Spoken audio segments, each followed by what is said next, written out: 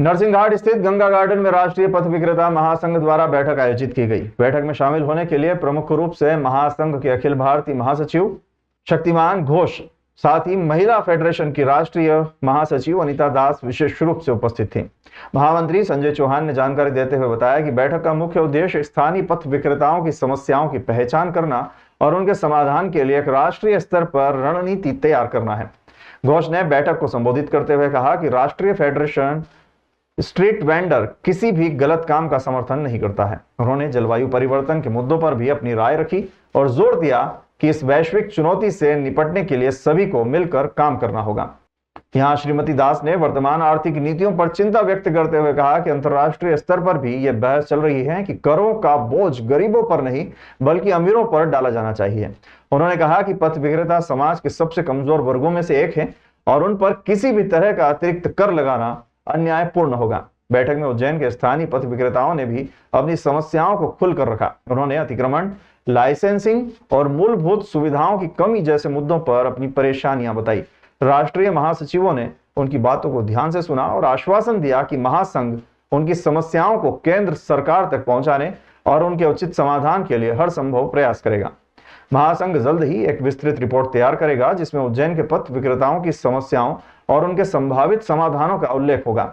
इस रिपोर्ट को केंद्र सरकार को सौंपा जाएगा ताकि स्थानीय स्तर पर सुधार लाए जा सके। कार्यक्रम में शामिल होने के लिए आए अतिथियों का संस्था द्वारा महाकाल का दुपट्टा पहनाकर स्वागत किया गया, जिसमें लक्ष्मी नारायण जी रजक का शक्तिमान घोष ने साफा बांधकर महाकाल का दुपट्टा उड़ाकर सम्मान किया। इस अवसर पर जिले के पदाधिकारी अध्यक्ष कालूराम चौहान, विजय जोशी, रामकुमार सोनी, मुबारक खान, सुरेश माली, महेश सक्सेना, वर्ष कछवाए, महिला पथ विक्रेता मंजू सिंह चौहान, श्यामाबाई काहर, सीमा काहर, सावित्री बामनिया, सुमित्रा चौहान, माया जाट, आरती पांचाल, जय पांचाल, रूपा काहर, बसंती काहर, साथ ही कई सैकड़ों पथ विक्रेता उपस्थित थे।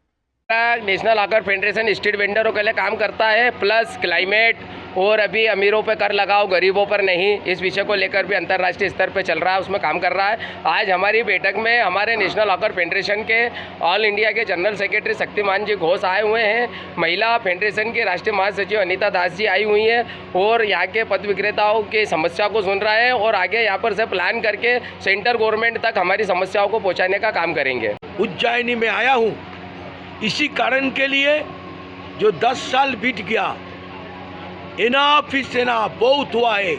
आज 10 साल कानून बीतने का बाद भी हमारे उज्जैनी के हक़ के ऊपर अत्याचार हो रहे, रेगुलर इसको ऊपर हटा रहे, भगा रहे, तोड़ रहे।